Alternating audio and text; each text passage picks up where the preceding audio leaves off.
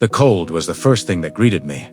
But it wasn't the chill of a winter wind or the dampness of a rainy night. It was an absolute, penetrating cold that settled into the very marrow of my bones, a cold that signaled the end of all metabolic fire. I remember the weeping. That is the last distinct memory I held on to. As the darkness encroached, I could hear the desperate, ragged breathing of my sister Martha, the soft, broken sobbing of Mary, and the hushed whispers of neighbors who had already begun to mourn, while my chest still heaved with its final, shallow struggles. Then, the silence came. It wasn't merely the absence of noise, it was a physical weight. A heavy blanket of nothingness that descended and smothered the world I knew. I didn't just fall asleep. I ceased. The pain that had ravaged my body for days, burning through my veins like molten lead, simply vanished, replaced by a terrifying void. I was dead. Not sleeping, not in a coma, but truly, unequivocally dead. My heart stopped its rhythm. The blood settled and stagnated. I became a memory, a body washed and wrapped in spices and linen, deposited onto a cold stone shelf inside a limestone cavern. For 4 days, I lay there, and what I experienced in that sealed darkness, what I heard in that abyss, changes absolutely everything about how you should view your life today. You must understand the nature of the waiting. In the scriptures, you read that I was in the tomb for 4 days. But time operates differently when you are no longer bound by the sun and the moon. Down there, or out there, wherever my soul hovered, there was no ticking clock. There was only the sensation of separation.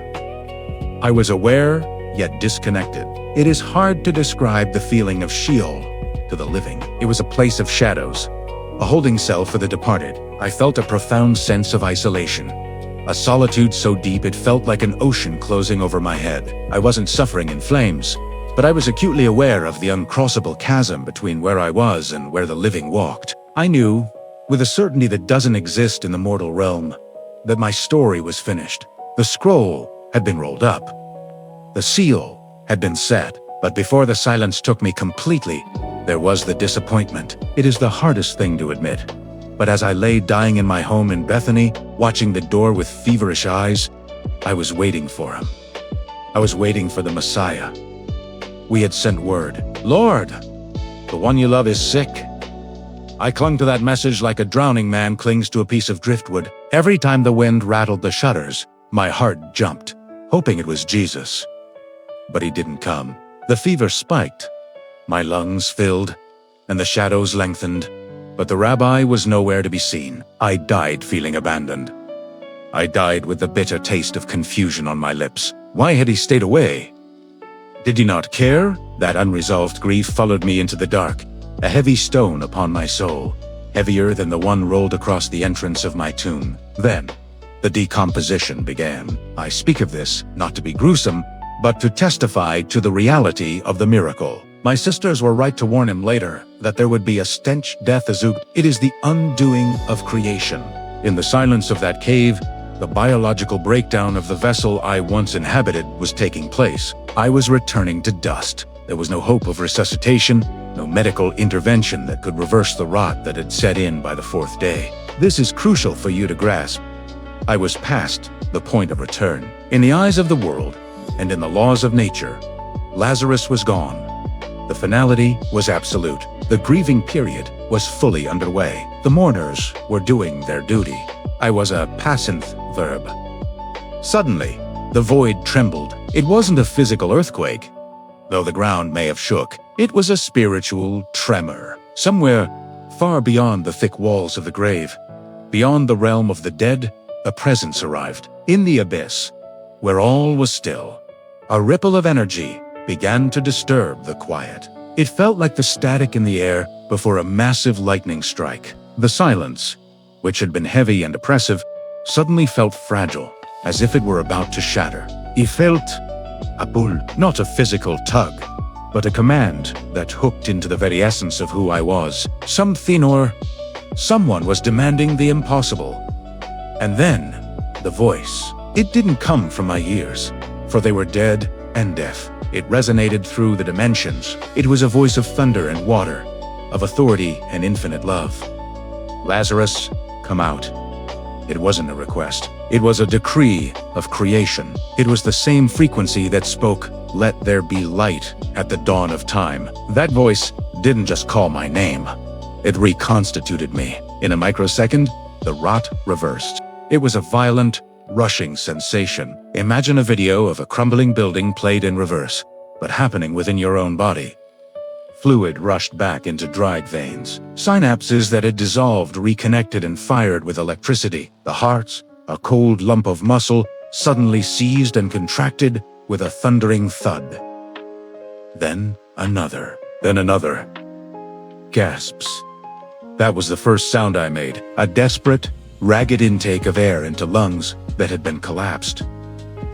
The sensation was overwhelming. The smell of the spicesmer and alus was suffocating. I was bound hand and foot. The napkin was still wrapped tight around my face, blinding me, stifling me. I was alive, violently alive, trapped inside a cocoon of burial linens in the pitch black. Panic flared, the instinct of a living thing to break free. I struggled against the wrappings, stumbling in the dark, my feet shuffling on the uneven stone floor. I could hear muffled sounds from outside, gasps, screams, the grinding of stone against stone. I shuffled toward the opening, toward the change in air pressure. The heat of the Judean sun hit me before the light did. Hands reached out, tentative. Trembling hands began to unwind the cloth from my face. As the linen fell away, the light was blinding. It seared my eyes, which had been adjusted to the eternal dark. I blinked, tears streaming down my face, the dust of the tomb still clinging to my eyelashes. The world came into focus in fragments. The stunned faces of the Pharisees, the terrified awe of the neighbors, my sisters, Martha and Mary, looking as if they were seeing a ghost, their grief suspended in midair, transforming into a shock so profound it looked like pain. And there he was, Jesus. He stood at the center of the chaos, the eye of the storm. He didn't look triumphant in the way a conqueror does. He looked exhausted, yet radiant with power. There were tear tracks on his face. He had wept. He had wept for me, and he had wept for the pain of my sisters. Even knowing what he was about to do, that was the moment the bitterness of my death vanished. He hadn't abandoned me.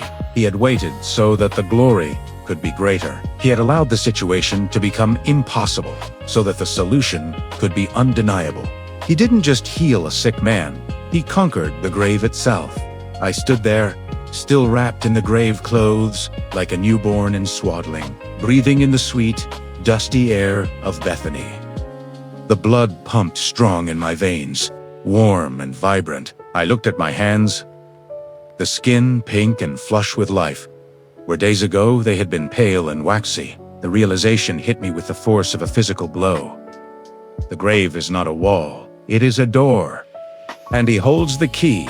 I had been to the place of no return and had been summoned back by the simple sound of my name on his lips. The fear of death, which keeps all of humanity in a kind of slavery, evaporated from my spirit in that moment. What is there to fear when the author of life calls you friend? People often ask me what I brought back from the other side. They want to know the geography of heaven or the architecture of hell. But the greatest treasure I brought back was not a map of the afterlife. It was the knowledge of his authority. When I looked into his eyes after the linen was removed, I saw that he was the resurrection and the life. Not just a teacher who could explain it, but the very embodiment of it.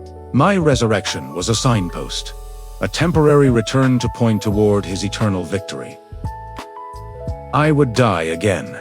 Eventually, the tomb would claim my body one more time, but the terror was gone. Because I knew that voice, I knew that when the time came, whether I was in the grave for 4 days or 4,000 years, if he called, I would answer. You are living in a world that is terrified of the end. You build walls to keep death out. You distract yourselves to ignore its approach. But I tell you, as a man who has breathed the stale air of the sepulchre and walked out into the sun, that the end is not the end. The silence of the abyss is no match for the voice of the Son of God. You may feel dead right now, dead in your spirit, dead in your hope, trapped in a tomb of depression or sin that has been sealed for years. You may smell the stench of your own decay, but you are not too far gone. No stone is too heavy for him to roll away. No darkness is too deep for his voice to penetrate. I was Lazarus. I was the one who stank. I was the one written off. And I am the one who walked out. Not because of who I was, but because of who he is. That same voice is vibrating through the universe right now. It is calling to the dead things in your life. It is speaking to the dry bones of your dreams and your spirit. The question is not whether he can raise the dead. The question is, when he calls your name, will you shake off the grave clothes and step into the light? If this story stirred something in your spirit, if you felt the weight of the stone rolling away, then I'd invite you to join this community. We are telling the stories that matter, the narratives that bridge the gap between the ancient and the modern. Please, click the subscribe button and turn on the notification bell so you never miss a testimony. Like this video to help spread this message of hope to others who might be trapped in their own darkness. And I want to hear from you in the comments. What is the dead thing in your life that you are believing can live again? Declare it below. Let's stand in faith together.